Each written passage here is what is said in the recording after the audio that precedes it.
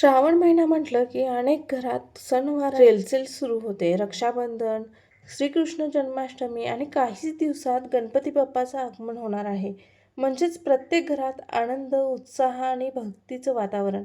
बाप्पासाठी आपण नैवेद्यापासून सजावटीपर्यंत प्रत्येक गोष्ट अगदी मनापासून आणि प्रेमाने तयार करतो. आज आपण अशीच एक सुंदर आणि पारंपरिक गोष्ट बनवणार आहोत. गणपती बाप्पाच्या पूजेसाठी मोदकाच्या आकाराची वात. ही वात दिसायला अगदी सुंदर आकर्षक तर आहेच, पण बाप्पांच्या आवडत्या मोदकाची आठवण करून देणारी असल्यामुळे पूजेच्या सजावटीला एक वेगळाच भक्तिमय स्पर्श मिळतो.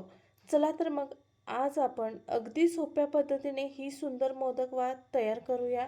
नमस्कार, मी ऋतुजाच रेसिपी मराठीमध्ये तुम्हा सर्वांचे खूप खूप स्वागत. गणपती बाप्पाच्या स्वागतासाठी घर सजवताना स्वतःच्या हाताने केलेल्या सजावटीला विशेष महत्त्व असते.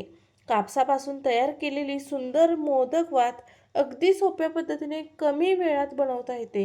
ही आकर्षक मोदक वात लहान मुलांपासून मोठ्यांपर्यंत सर्वजण सहज तयार करू शकतात. तर आज आपण कापसापासून अतिशय सुंदर आणि आकर्षक अशी मोदक वात तयार करणार आहोत. ही मोदक वात बनवण्यासाठी फार वेळ, जास्त साहित्य लागत नाही. अगदी 5 ते 10 मिनिटात ही मोदक वात तयार करता येते. विशेष म्हणजे ही वात घरातील लहान मुलं, गृहिणी तसेच घरातील ज्येष्ठ व्यक्ती देखील सहज तयार करू शकतात. चला तर मग आज आपण अगदी सोप्या पद्धतीने ही सुंदर मोदक वात तयार करूया. सगळ्यात आधी आपल्याला लागणार आहे स्वच्छ आणि मऊ असा हा कापूस. वात बनवताना कापूस शक्यतो स्वच्छ आणि चांगल्या प्रतीचा असावा. कापूस खूप घट्ट दाब देऊन घेऊ नका, कारण वात नीट पेटण्यासाठी त्यामध्ये थोडी मोकळी जागा असणे गरजेचे असते. आता आपण इथे ह्या तयार केलेल्या वाती आहेत त्या घेतलेल्या आहेत. तुम्ही पाहू शकता अशी अखंड वात आहे ती घेतलेली आहे. जर तुमच्याकडे ही वात उपलब्ध नसेल तर तुम्ही बाजारातून सहज आणू शकता. बाजारात या वाती सहज मिळतात. वाती बनवण्यासाठी इथे आपण थोडेसे दूध घेतलेले आहे आणि अष्टगंध देखील घेतलेले आहे. आता आपण वाती बनवायला घेऊया. तर वाती बनवण्यासाठी ही जी अखंड वात होती ती मी अशा पद्धतीने कट करून घेतलेली आहे आणि अशा मी 11 वाती घेतलेल्या आहेत आणि ह्या वाती कट केलेल्या आहेत. वातींची साईज तुम्ही पाहू शकता. अशा पद्धतीने आपण ह्या वाती कट करून घेतलेल्या आहेत. आता कट केलेल्या या वाती बाजूला ठेवूया. हा जो कापूस आहे त्याची फुलवात जशी बनवतो तशा पद्धतीने आपण एक वात बनवून घेणार आहोत. जसा मोदक असतो तशा पद्धतीने आपण ही वात तयार करायची आहे. छोटीशी अशी परचुंडी करायची आहे आणि छान असे वरील बाजूस असे टोक करून घ्यायचं आहे. थोडेसे दूध लावायचं आहे आणि छान अशी याची देखील वात वळून घ्यायची आहे. तुम्ही पाहू शकता अशा पद्धतीने मी ही वात तयार करून घेतलेली आहे. आता ही वात आपली तयार झालेली आहे.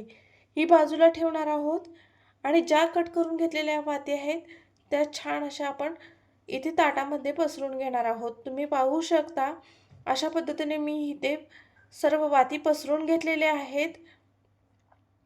या वातींचे छान असे फूल केलेले आहे. सर्व वाती मध्यभागी एकत्र आलेले आहेत. आता ह्या वाती आपण सर्व बाजूनी पसरून घेतलेल्या आहेत. इथे मी बरोबर 11 वाती घेतलेल्या आहेत.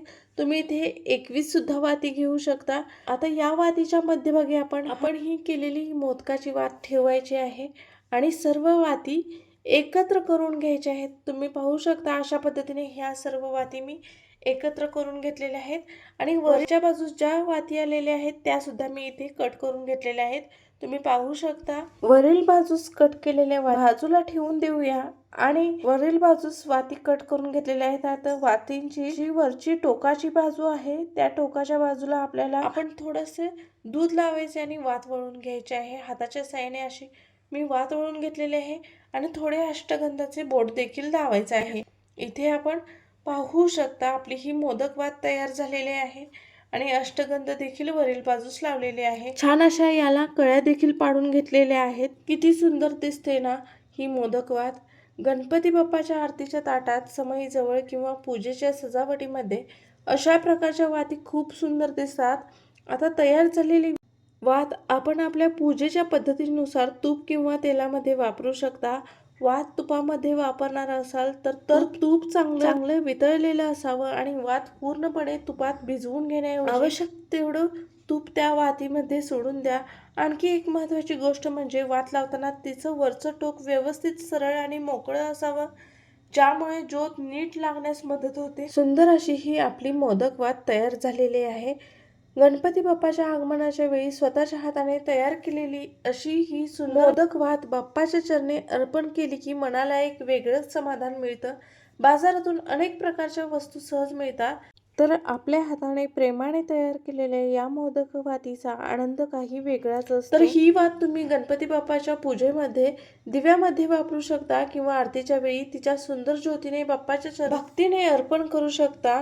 गणपती बाप्पाच्या आगमनाची तयारी करताना तुम्ही ही अशी मोदक वात नक्की करून पहा. व्हिडिओ आवडला असेल तर तुमच्या मित्रमैत्रिणींसोबत आणि कुटुंबियांसोबत हा व्हिडिओ नक्की शेअर करा. आणि ही मोदक वात तुम्ही नक्की घरामध्ये ट्राय करून पहा आणि कमेंटमध्ये मला नक्कीच सांगा ही मोदक वात तुम्हाला आवडली. आणि तुम्ही जर का चॅनलवर नवीन असाल तर ऋतुजाज रेसिपी मराठी या चॅनलला सबस्क्राईब नक्की करा. भेटूया पुन्हा एक माहितीपूर्वक व्हिडिओ सोबत. तोपर्यंत धन्यवाद मैत्रिणींनो.